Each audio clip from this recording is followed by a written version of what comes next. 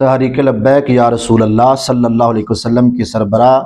اور تحریک صراط مستقیم کے بانی ڈاکٹر محمد اشرف آصف جلالی صاحب زید شرف کی طرف سے ایک اپیل ہے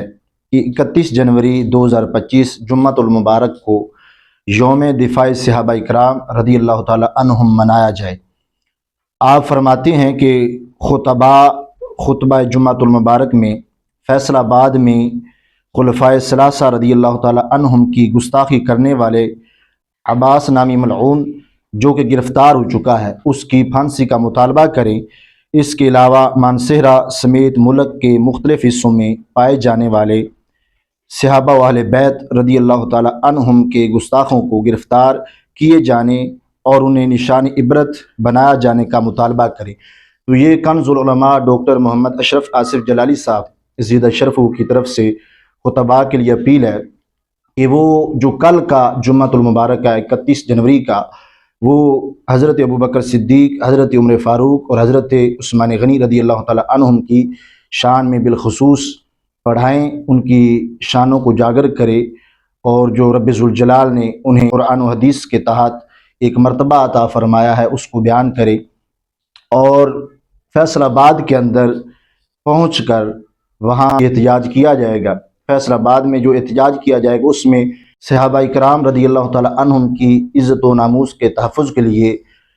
وہاں لوگ پہنچے فیصل آباد کے اندر، اور فیصل آباد پہنچ کر حکومت سے پرزور مطالبہ کریں کہ یہ آئے دن جو گستاخی کا بازار سجاتے ہیں اور معاذ اللہ حضرت ابوبکر صدیق، حضرت عمر فاروق اور حضرت عثمان غنی رضی اللہ تعالی عنہم کو معاذ اللہ کافر کہتے ہیں،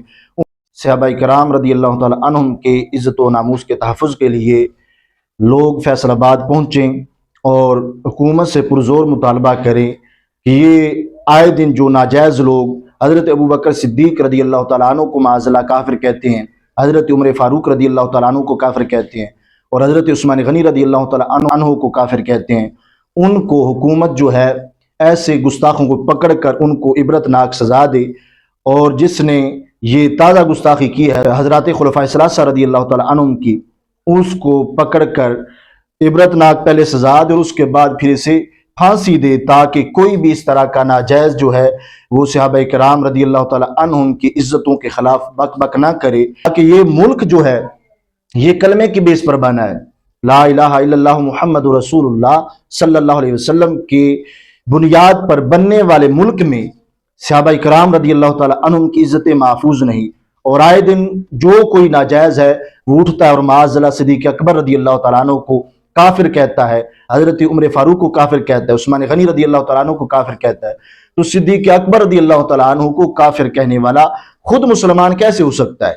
تو اتنا تو ہمارا بھی حق ہے کہ جو صدیق اکبر رضی اللہ تعالیٰ عنہ کو کافر کہے گا ہم اسے کافر کہیں گے۔ تو لہٰذا حکومت سے جو صحابہ کرام رضی اللہ تعالیٰ عنہم کی عزت و ناموس کے تحفظ کے لیے لوگ فیصل آباد تشریف لے جائیں گے، وہ پرزور مطالبہ کریں کہ ان جاہلوں کو پکڑیں،